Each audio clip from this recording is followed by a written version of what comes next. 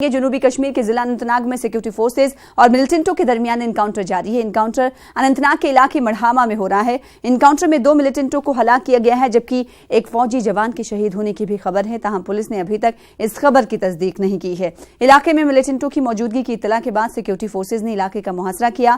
اس بیچ علاقے میں چھپے ملیٹنٹوں نے فورسز پر فائرنگ شروع کر دی۔ اننتناگ میں موبائل انٹرنیٹ خدمات کو فی الحال معطل کر دیا گیا ہے۔ آخری اطلاعات ملنے تک علاقے میں انکاؤنٹر جاری تھا۔ مدثر قادری مزید اپڈیٹ کے ساتھ اننتناگ سے ہمارے نمائندے جڑ چکے ہیں۔ مدثر بتائیے گا کیا اس وقت بھی انکاؤنٹر جاری ہے اور مارے گئے کیا ملیٹنٹوں کی شناخت ہو پائی ہے، اور ساتھ ہی ساتھ کہا جا رہا ہے کہ ایک فوجی جوان کے بھی شہید ہونے کی خبر ہے؟ جی بالکل سنا، میں آپ کو بتا دوں کہ آج صبح یہ انکاؤنٹر شروع ہوا تھا جس میں فوج کی 3 راشٹریہ رائفلز اور جموں کشمیر پولیس کے ایس او جی نے علاقے کا محاصرہ کیا تھا، اور اس بیچ جو ہے ان کا کانٹیکٹ ملٹنٹس کے ساتھ ہو گیا اور دونوں طرف سے جو گولیوں کا تبادلہ تھا وہ شروع ہو گیا، اور وہ وقفے سے اب بھی گولیوں کی آواز سنی جا سکتی ہے جو انکاؤنٹر سائٹ ہے۔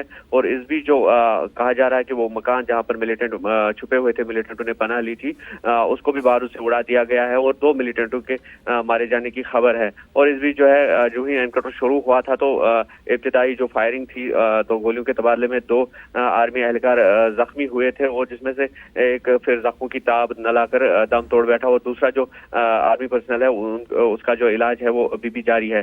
تو کل ملا کر جو علاقے میں حالات ہے وہ کشیدہ بنے ہوئے ہیں، اور امن و قانون کی صورتحال کو باہر رکھنے کے لیے فورسز کی اضافی ڈپلائمنٹ جو ہے وہ طلب کی گئی ہے۔ اور چونکہ یہ علاقہ جو ہے جموں سری نگر قومی شاہراہ کے بالکل قریب ہے، محض 2 یا 3 کلومیٹر جموں سری نگر قومی شاہراہ سے ہے یہ، اور اس وجہ سے جموں سری نگر قومی شاہراہ پر بھی الرٹ جاری کر دیا گیا ہے، اور جو قومی شاہراہ پر سیکورٹی ہے اس کو بھی الرٹ پہ رکھا گیا ہے، اور اضافی جو سیکورٹی دستے ہیں ان کی تعیناتی عمل میں لائی گئی ہے۔